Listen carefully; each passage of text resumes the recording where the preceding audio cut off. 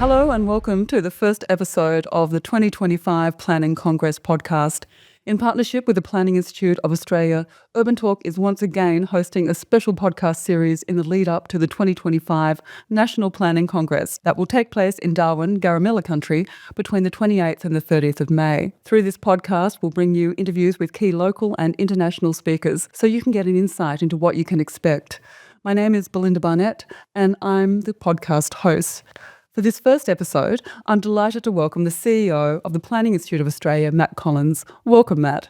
Thanks, Belinda. Great to be chatting again. Yeah, I can't believe how quickly the year has flown by. It seems like only yesterday that we were talking to you about the 2024 Melbourne Congress. When we last spoke, you'd just sort of taken up your position of CEO and you were really keen to strengthen PIA's advocacy role. Now that you're 18 months into your tenure, what are some of the issues that you and PIA have been advocating on across the nation? That's a great question, and certainly it's been a real focus for PIA over the last 12 months. How do we build our advocacy capability? How do we have more impact for good planning and for the planning profession? And I think some of the really big issues we've been working around include housing, climate change, the national shortage of planners. And we've made some real progress, but of course we think there's more work to do as we look to the future. One of the things we did over the last 12 months was set about creating a blueprint, which we've called our advocacy framework. And that's our roadmap, really, for how we're going to have more impact on the issues that planners care about. We're also about to appoint our first national head of advocacy, which is a new investment that we've decided to make so that we can continue to have more impact in the years ahead.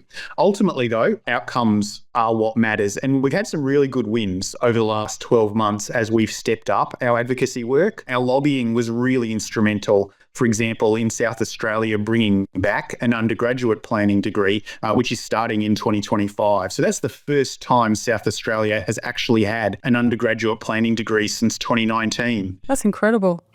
It is. It's just remarkable and is a really tangible response to the shortage of planners. In mid-2024 too, we also secured $50 million in funding from the federal government, which was all about supporting planning capability and projects through the housing support program. So that was a really big commitment from any federal government. And what we saw that money go to was 80 different master planning and development projects, which were all about accelerating housing supply and ensuring residential growth occurs in great communities and the right places. So we've had some good wins in the last 12 months, but so much more to do. That's a great win with the master planning grant. So was PIA sort of instrumental in deciding which master plans would be funded under that grant? No, and I'm glad we weren't, because I'm sure I know many of our members were actually going for the funding. What we saw was that we had a federal government, like most governments, really focused on how they can help tackle Australia's housing crisis. And they'd announced about $500 million to invest in housing projects. What we said to them was, it's really important that you don't just think about the short term, you also think about the long term.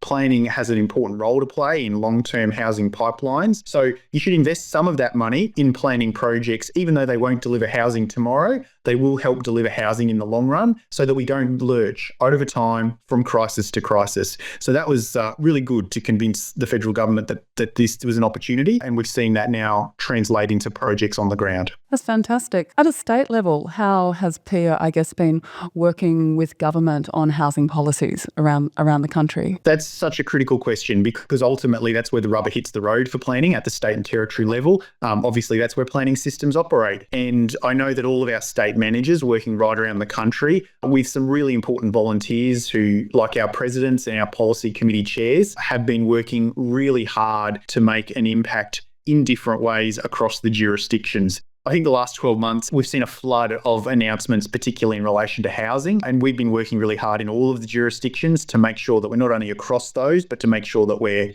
influencing them as much as we can to be nudged in the right direction. We don't always succeed, but I think we're having increasing influence on some of the issues that matter, because we are making a concerted effort to really try and build the relationships that mean we can be a trusted advisor in the public interest. And that's really important to us. Working in the public interest is one of the things that makes PIA different to many of the other organisations trying to influence policy in the built environment space. So we really lean into that public interest focus and also our deep networks of expertise to make sure governments know they can come and talk to us about changes, and that they'll get good advice from us about what will work and what won't. Well, it's great to see you ticking that box, as I know when we last spoke, you were very keen for government to call upon PIA a lot more for its voice and for its opinions. They're really great outcomes that you've been able to achieve. So well done. Matt, in the context of housing policy, there's been a lot of criticism of planning and planning systems. Other urban development bodies, such as the Property Council of Australia or the Urban Development Institute of Australia, often look to blame planning processes and call for planning reform, or are calling, in New South Wales at least, for councils to be bypassed. What is PIA's position on this? That's a really important question, and it really goes to the heart of what we do at PIA, which is to stand up for planners and good planning. The truth is, good planning is really important for Australia's future. It's how we get great communities, because we do need more housing, but we also need that housing to be in the right locations, supported by the right infrastructure, amenities and services.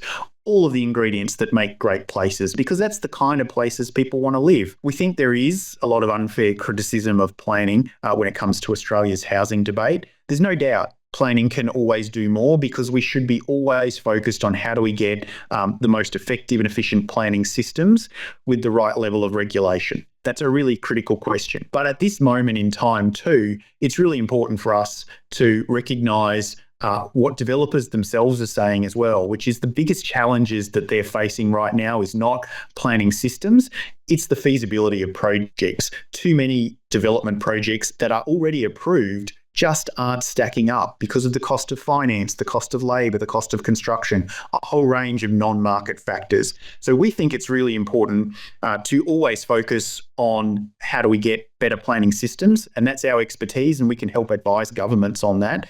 But we also think it's really important that if we actually want to solve this housing crisis, we tackle the non-planning factors as well, because they are really the ones holding back the supply we need to make housing more affordable. Yeah, you're absolutely right. We need a holistic conversation. Absolutely. Housing is a really complex issue. There's no silver bullet, there's no short-term fix, but we all need to be part of solving this crisis within the lanes in which we operate. And as I said, planners have huge amounts of expertise. They work in the planning systems and always have so many great ideas for how those planning systems can be improved and strengthened. But at the end of the day, it's not just a numbers game. We need more housing, but we need the right housing, and it's got to be about quality as well. Yeah, no, it's good to hear that PIA is at the table with government at both a national and at a state level taking on this issue. Let's move on to talk about Congress. It's the largest and most significant gathering of planners in one place. And it's a great talk fest and, for sharing ideas, for learning about research and innovations, getting to know new colleagues and catching up with old ones if you haven't seen them for a while. Last year's Congress in Melbourne was absolutely fantastic. And I think it must have been one of PIA's largest congresses that they've actually pulled together. But Darwin is going to be a completely different flavour of Congress. For a start, we can trade our coats for swimmers. Just watch out for Crocs. That's exactly right. Why was Darwin chosen as the host for the Planning Congress in 2025? Well, first of all, we're really excited to be going to Darwin in 2025. It's really important we don't just replicate the same experience at Congress each year. So you're right. Darwin is such a different city for us to be headed to than Melbourne in 2024. First of all, it's been far too long since we've held a Congress in Darwin. The last one was in 2009, and we felt it was high time to bring this flagship event back to this vibrant, unique city. Of course, it's a city that's got a long history with resilience and planning for natural hazards, so that's a really interesting dynamic. It's also a city, like so many other places, working through some really complicated and complex housing challenges. And it's just got such a wonderful cultural diversity. All in all, we thought it was just such an ideal location to bring so many of Australia's planners to discuss some of the most pressing issues that are facing our profession today. And look, Congress is always, no matter where it is, going to have a really strong focus on national issues. But Darwin also gives us a nice platform to bring, I guess, a distinct flavour to the local experience. So we can showcase some really interesting and different local projects. We can engage with First Nations perspectives in a different and deep way. And we can also incorporate some of the city's really unique landscapes into the program. Of course, too, as you mentioned, it is just such a perfect time of year to get to a place like Darwin as well. in May. It's just got such wonderful weather. So I know that there's always a few people that come up to Congress that like to stick around or come up early to experience the local destination a bit more. So this is a really great opportunity, I think, to do that as well. Yeah, and I think from a development perspective, I mean, I think Darwin, launched its master plan in 2015, and there's been a whole reimagining, hasn't there, Ben, of the city. We've got the new waterfront precinct that's opened with the new convention centre and that fantastic 4,000 square metre wave pool, Charles Darwin University precinct, and I think they're just about to release a new civic centre plan. So for speakers and for study tours, as you said, it's going to be a great location for Congress. I think one of the great initiatives PIA has taken for this Congress was to commission a piece of artwork to represent the Congress. And the name of the artwork is The Knowledge of Nature. And it was completed by local Larracara artist Trent Bunaderick Lee. And he's a multi-talented First Nations artist, dedicated Aboriginal cultural educator and a mentor. As you touched on, Congress will provide us with so many opportunities to learn about the Larracara people and the Garamilla country. So that will really add to the whole experience, I believe. Yeah, absolutely. We were really excited to commission Trent to help contribute that artwork to Congress. Trent's pretty prominent up in Darwin. He contributed some really nice design work to the TIO Stadium upgrade up there as well. So it's been really nice working with Trent. It's a partnership that's continuing too, because Trent's now working on to help design some of our study tours as well. Oh, fabulous. Yeah, so we're working really hard to, wherever we go with Congress, work closely with our First Nations peoples, the traditional owners, as part of our broader commitment to planning with country and making sure that we give back wherever we can as well. So it's been a great partnership, and we look forward to things like that continuing. You've travelled many times to Darwin. What do you particularly like? I've been there once to a property council congress. I had a great time. I went up a few days early and I went barramundi fishing, which was fabulous. I fully remember sitting in a hovercraft gliding over the wetlands and being too freaking scared to get out of the boat because of the crocodiles. But it was such a wonderful experience, and so many amazing restaurants, and having sunset cocktails at the Darwin Yacht Club overlooking Fanny Bay. It's just really, really beautiful. What are some of the things that you love about Darwin? Darwin is such a great place to visit. Before I took on the national CEO role with PIA, I was the state manager for PIA for Queensland and the Northern Territory. So I've been working closely with the planners in the top end for the last 4 or 5 years. But Darwin is just such a wonderful place to visit. And I think that's the biggest challenge for us, because it's obviously the main purpose of Congress is learning, building professional development and creating networks. But also we just know this is going to be such a fantastic social program this time around, because there is just so many wonderful experiences. It's a real melting pot of diversity in Darwin. And, whether it's the new waterfront, whether it's some of the incredible night markets, there's just so many things to do and see and touch and taste in Darwin. And I'm just really looking forward to it, and really looking forward to the exciting times that planners can have when they're participating in Congress, and hopefully sticking around to see even more. Yeah, I would certainly encourage people to do that, because there is so much to see. Let's talk a little bit about, I guess, PIA and the Northern Territory. Have there been particular matters that PIA has been instrumental in advocating for the Northern Territory? Yeah, absolutely. And it's a great time for this conversation too, because the Northern Territory has just had a change of government in August. So I know that we're working really hard locally to ensure good planning is really at the centre of the new government's vision for the Territory. During that election campaign, we set out 5 priorities that we wanted to see, including more streamlined development assessment and stronger strategic planning, more trusted assessment bodies, a strategy for doing density well in the Territory, more climate conscious planning systems, and a territory affiliated planning degree. So again, some of those big themes that we've been working on around tackling the shortage of planners, tackling the housing challenges, and more climate conscious planning. Local expression of those is coming out in the things that we're talking to the new government about. So a real focus, of course, for us in Darwin now and the broader Territory is working to see those priorities get taken up by the new government. We're really encouraged by the dialogue that we're having and the participation and involvement our members and planners in the Territory are having in the new government's agenda, and we look forward to that continuing. One of the key differences with Congress this year is that PIA's made the decision not to give it an overarching theme.